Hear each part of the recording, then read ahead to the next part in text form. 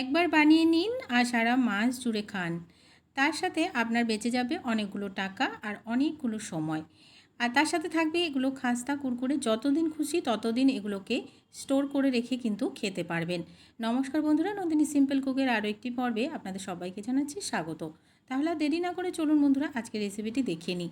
আজকের এই রেসিপিটি তৈরি করার জন্য প্রথমে আমি এদিকে একটি পাত্রে নিয়ে নিচ্ছি 3 কাপ পরিমাণ গমের আটা। এখানে আমি কাপ মেপে সমস্ত জিনিসগুলো নিচ্ছি। এখানে মেপে নিলে জিনিসগুলো সমস্ত জিনিস তাহলে খুব ভালো হবে।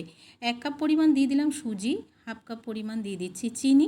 চিনির পরিমাণটা একটু কম রেখেছি, আপনারা মিষ্টি বেশি পছন্দ করলে একটু বাড়িয়ে নিতে পারেন। দিয়ে দিচ্ছি এখানে বাদাম। এখানে আমি বাদামটাকে একটু ছোট ছোট করে টুকরো করে নিয়েছিলাম।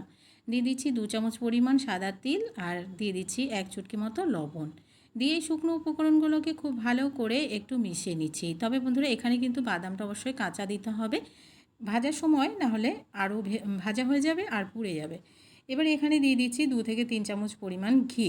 ঘিটা দিয়ে খুব ভালো করে ময়ান দিয়ে নিতে হবে। যতক্ষণ পর্যন্ত হাতে ডলে ডলে ময়ান দিতে পারবেন, তাহলেই কিন্তু এই বিস্কুটগুলো অনেকক্ষণ পর্যন্ত খাস্তা কুরকুরে থাকবে আর খেতেও দারুণ টেস্ট হবে। তো আমি হাতের সাহায্যে কিছুক্ষণ সময় নিয়ে একটু এভাবে করে, যেভাবে আপনারা ভিডিওতে দেখতে পাচ্ছেন ঠিক এইভাবে করেই হাতের সাহায্যে টলে টলেই কিন্তু এগুলোকে একটু ময়ান দিয়ে নিতে হবে। যতক্ষণ পর্যন্ত হাতে নিলে একটা মুঠ করলেই ডেলা বেঁধে যাচ্ছে, ঠিক এইরকমভাবে। ময়ানটা কিন্তু খুব ভালোভাবে তৈরি হয়ে গেছে। এবারে আমি এদিকে নিয়ে নিচ্ছি উষ্ণ গরম দুধ। এই দুধটা দিয়েই মাখবো। আমি এখানে 1 কাপ পরিমাণ দুধ নিয়েছি আর অল্প অল্প পরিমাণে দুধ দিয়েই মেখে নেব। তবে এই ডোটা কিন্তু খুব বেশি নরম হবে না, তো সেদিকে খেয়াল রেখে এখানে দুধটা অবশ্যই ব্যবহার করবেন।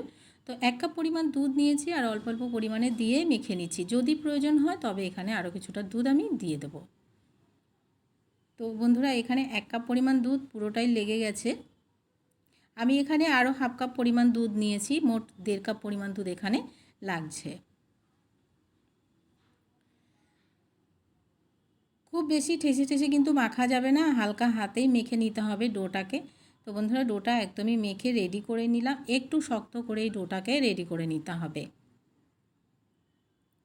ডোটা রেডি হয়ে গেছে। এবারে ঢাকা দিয়ে 5 থেকে 10 মিনিটের জন্য একটু রেস্টে রেখে দিতে হবে, যেহেতু আমরা এখানে সুজি ব্যবহার করেছি, সুজিটা একটু সফট হয়ে যাওয়ার জন্য। 5 থেকে 10 মিনিট পর আবারও ফিরে এলাম। তো এবারে আমি এখানে এই যে ডোটা রেডি করে রেখেছিলাম, এই ডোটাকে একটু দেখিয়ে দেব যে ভেতরের টেক্সচারটা ঠিক কেমন হবে। হাতের সাহায্যে আবারও কিন্তু একটু ঠেসে ঠেসে মেখে নিতে হবে। একদমই হালকা হাতে মেখে নিতে হবে।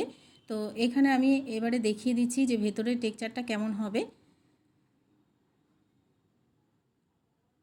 যখন দেখবেন আপনারা একটু হাতের সাহায্যে বা চামচের সাহায্যে ফাঁকা করবেন, তো দেখুন ভেতরের টেক্সচারটা ঠিক এই রকম হবে। একটু জালি জালি মতন হবে, তাহলে বুঝে নিতে হবে যে এই ডোটা কিন্তু একদমই পারফেক্ট তৈরি করা হয়েছে, তাহলে কিন্তু খাস্তা হবে। এটা তো যে কেউ মেখে তৈরি করে নিতে পারে, কিন্তু অনেকের কি হয় ঠান্ডা হয়ে গেলে একদমই খাস্তা থাকে না, নরম হয়ে যায়। তো ঠিক এইভাবে করে যদি পারফেক্ট মেখে নিতে পারেন তাহলে কিন্তু খাস্তা হবে। তো বন্ধুরা, এইভাবে কথা বলতে বলতে আমি কিন্তু একটা তৈরি করে নিয়েছি। ঠিক এইরকমভাবে ভিডিওতে দেখতে পাচ্ছেন কীভাবে তৈরি করতে হবে। আর এদিকে একটা ফ্রাইং প্যানে তেল গরম হতে দিয়েছিলাম, এই তেলে এক এক করে সমস্তগুলো ছেড়ে দেবো। আর গ্যাসের ফ্লেমটাকে একদমই লোতে রেখে উল্টে পাল্টে পছন্দ মতো কালার আসা পর্যন্ত ভেজে নিতে হবে। একটু সময় নিয়ে ভাজতে হবে, তাহলেই কিন্তু এগুলো অনেকক্ষণ পর্যন্ত খাস্তা আর কুরকুরে থাকবে।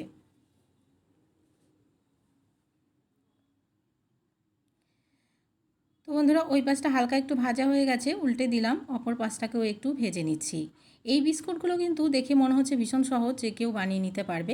অনেকেরই একটা কথা থাকে যে অনেকেই বলে, আমি শুনেছি যে এগুলো ঠান্ডা হয়ে গেলে একদমই নরম হয়ে যায়।